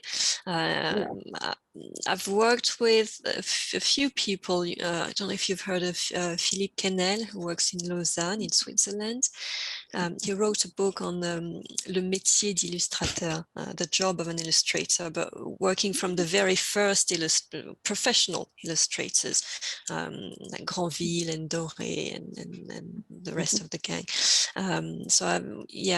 I worked with him before. I know he's working right now with another colleague of his on a glossary of illustration, and it's a big project of theirs. I forgot the exact title, but he presented that to us in one of our symposia last year. I think she's called Védrine, he's the family name. I forgot the first name.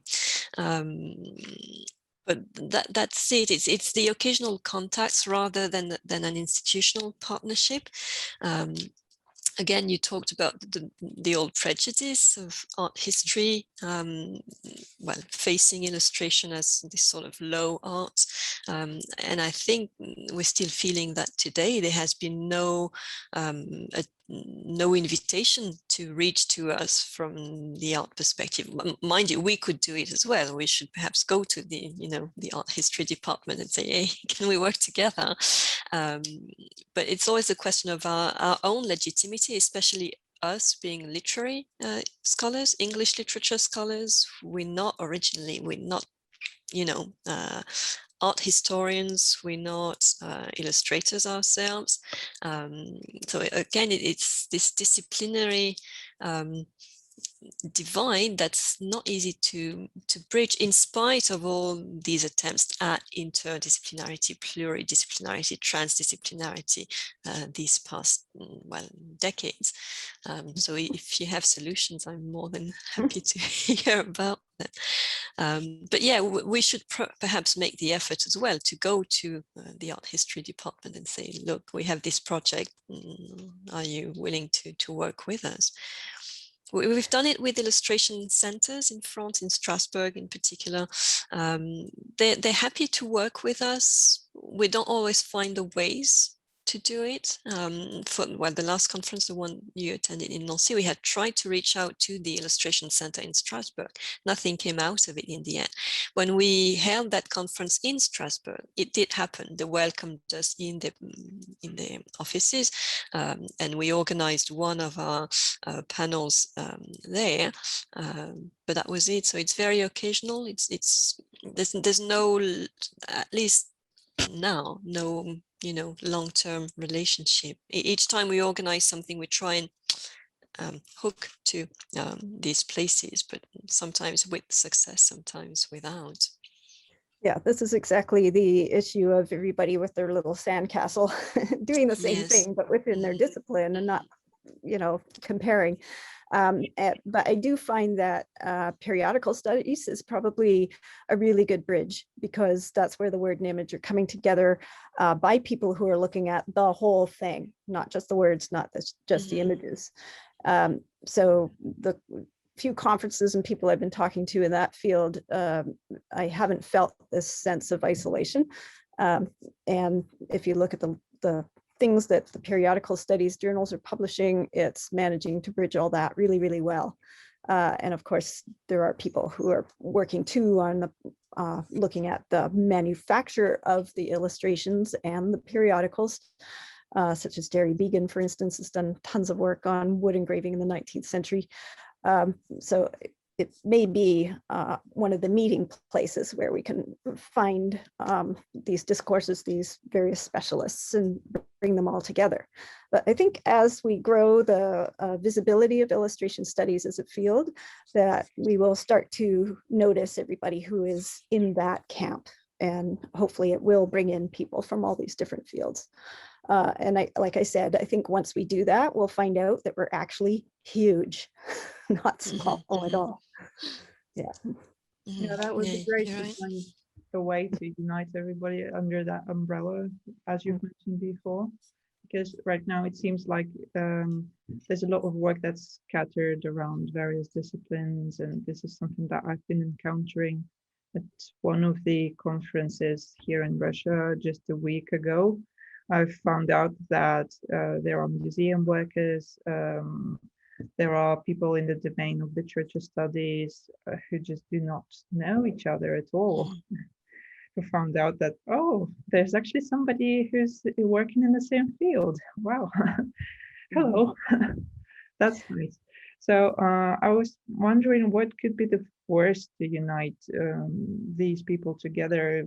Should there just be somebody who says, hey, let's unite and let's publish everything we have? Or, well, I guess it just doesn't work that way, because there are rules of publishing academic work. And even though I'm trying to do that a little bit, it just feels like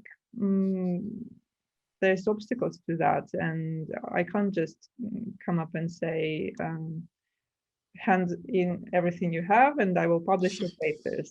So what do you think could be the possible force that could potentially unite those people?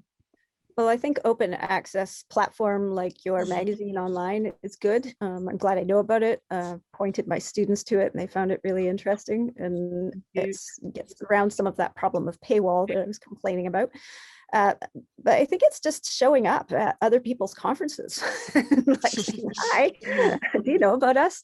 And for some reason, I forgot to put into my timeline the rise of comic studies.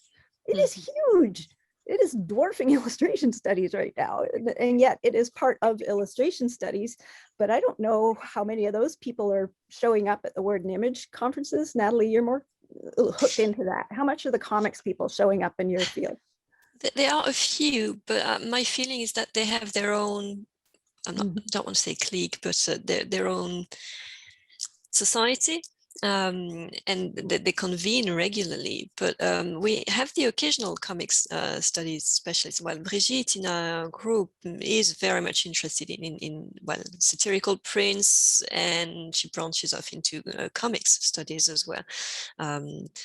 Graphic novels, perhaps not so much yet, but we're getting there.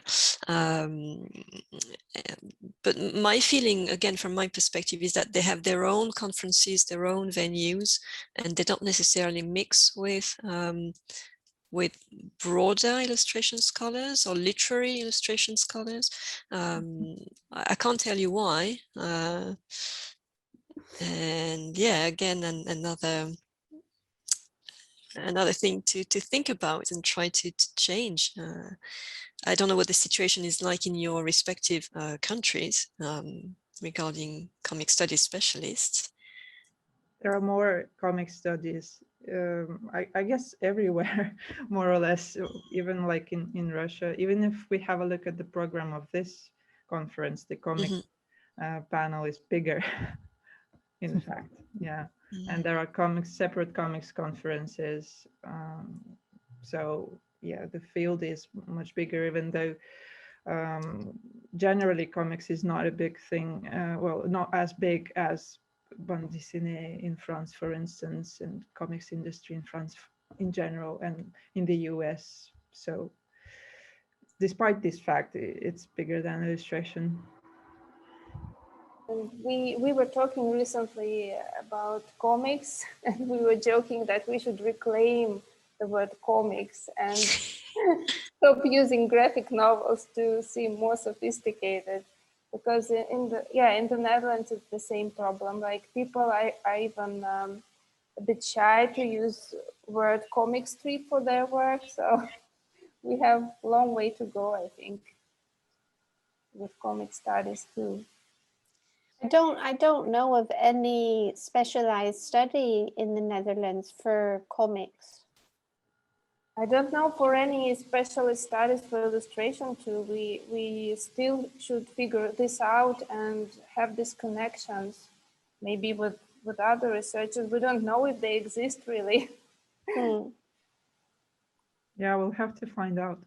Yeah, again, I think we're broaching onto the question of identity and disciplines and sub-disciplines, how, well, comics and comic studies and graphic novel studies having a hard time, well, or they had a hard time defining themselves and distinguishing themselves from one another. I have a lot of my students who have a hard time making a difference between comics and a graphic novel. And then, well, what I consider as the broader issue of illustration, but again, it's all different fields that connect, as you were saying, Jaleen. We're huge, collectively we are huge, but we have different, perhaps, backgrounds and different academic identities, or I don't quite know how to define them, that prevent us from bridging the little gaps, or taking the bridge. But I think you're right. Collectively we are huge, and do we want to be huge? Perhaps that's another question. Do we want to be huge? Do we want to broaden up to everything, or do we want to keep these specialized fields that relate to illustration studies and research? It's a real question. I don't have an answer to it. It's really a question we should ask and think about. Yeah, that's true. But one of the issues that I confront most at this point is just very little access to illustration studies, fortunately. And well, in Russia, this is especially an issue. There are not too many of papers. There's just not enough of them. And we still have to produce this amount of work to be integrated and to be exposed to other fields. We do not yet have that much of it. And that's why I was thinking, and that this may be my last question. That's why I was thinking, what could be the resources that could potentially support illustration studies? Because for now, what I am doing is just my own initiative, and that's just, I'm doing this basically on my own because I want to do this, and I'm not paid for this. And I was wondering how such practice, how illustration studies could be supported financially, and how it is supported in your respective practices.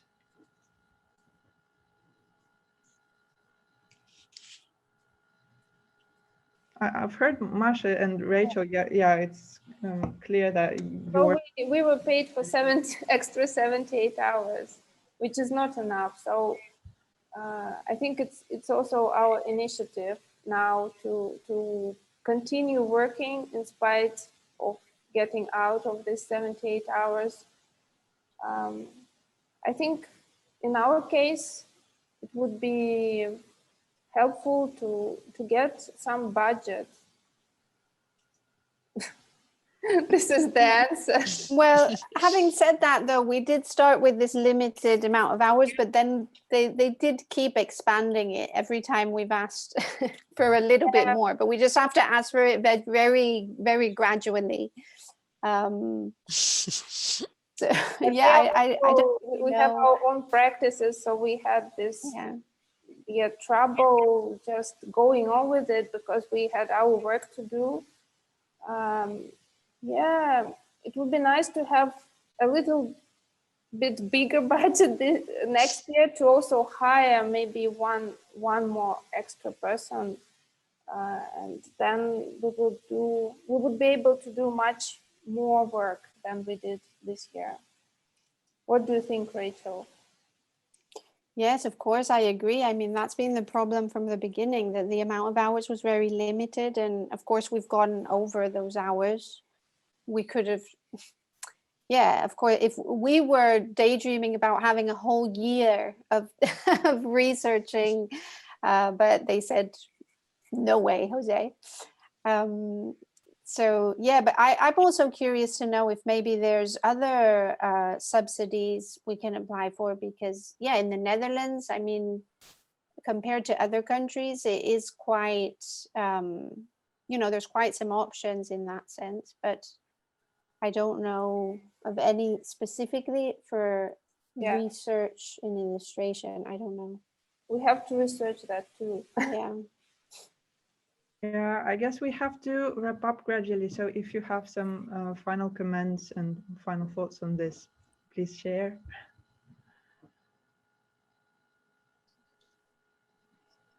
Okay.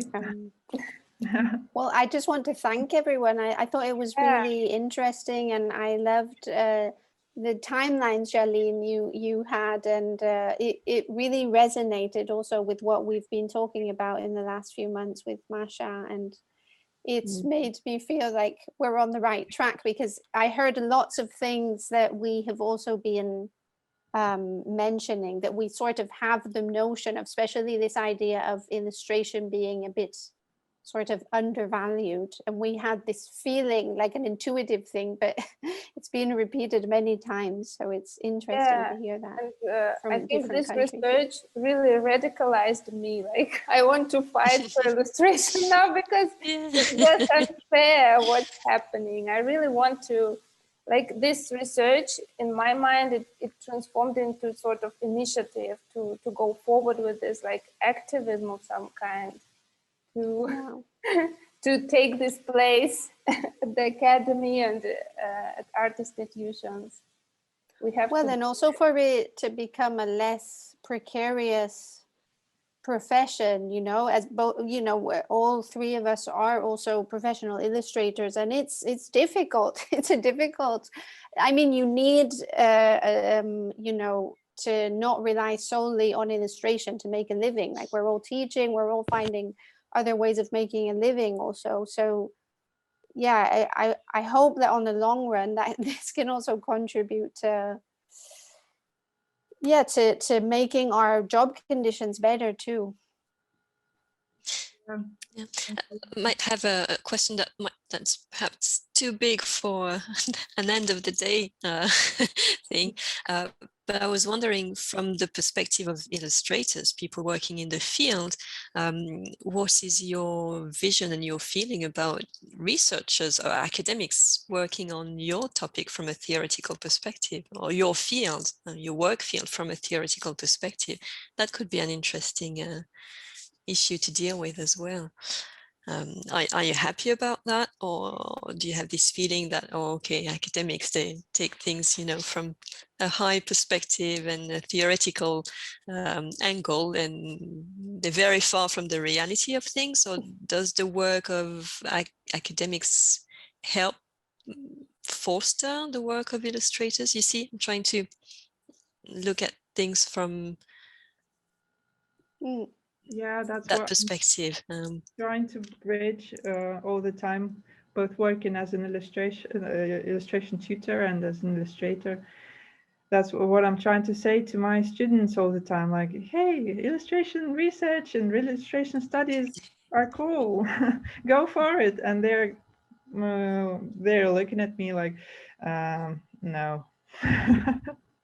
I'm not going to do this. But the people who are happy to deal with the practical side, are they happy with researchers looking at their work from a research perspective, a theoretical perspective, or not? Yeah, I'm happy. I want more research, and yes, just reading it, and it kind of helps me to grow also as an illustrator. Okay. Because yeah, we haven't studied this history also, like this history of illustration. It becomes visible to us, practicing illustrators, only in recent years. When I started, well, I started painting, so art, and like I really had this, I think this, being aware of this prejudice that my painting, my art teachers taught me, this canon where illustration is not that, is not doing that great, really influenced my self-esteem in not in a good way. So just when I started reading the research, I got this self-esteem back a little bit. So I think it's really helpful. So. Yeah, for me the same. It makes our jobs feel valued and heard, and we're being seen. When you see it on paper, when you see it published online, you know, for me it makes me feel like I'm part of something when I read about other researchers looking into our field, of course. Okay, and that's the feeling I've had as well, co-editor of this book, Practices in Textual Itineraries collection, because we've made a point of including work by academics and work by professionals as well. They obviously make for very different types of articles or essays. I'm lucky enough to have freedom to publish in both French and English in that collection, and to design my table of contents the way I want. So I've published work, again, theoretical work by academics, as well as practical reports on practical experiences by professionals, by practicing illustrators and others. And it makes, to me, it makes for very interesting collections that precisely give you the different points of view, the theoretical ones, the practical ones, the really you know, the in the field work, as opposed to the theorizing around the field work. But I know it's not a usual thing, and if you go with the big academic presses, I'm not sure they would accept that. They want more sort of round up, you know, lines or I can't find the word for that, sort of the synopsis needs to be articulated around one central idea, and they don't like things going to different places. So there's this work ahead in the field as well to make room for. Yeah, I agree with your approach of combining both voices, let's say, academics and professional illustrators. Otherwise, it's kind of biased a bit, right? Like it's a bit from one angle. I'm sorry to interrupt your conversation. It's a shame we have to stop right where it's getting so lively and interesting. Thank you so much for taking part in this conversation. I guess it's really important for illustration in general, and I'm glad that we're all here. Thank you for the great presentations, and thank you for shedding light on the illustration studies field. And thanks for the links in the chat, and thanks for our listeners, our audience, for this evening. Thank you so much. And thank you for organizing it and having us, and for, well, very fascinating discussion. Thank you very much, all of you. Thank you, Ksenia. Thanks. I'm really excited by the international communication here. Thank you. Yeah. Please keep going, and then do some more. Thank you. It was so inspiring. Thank you so much. Thank you all. Thank you. Bye. Bye-bye.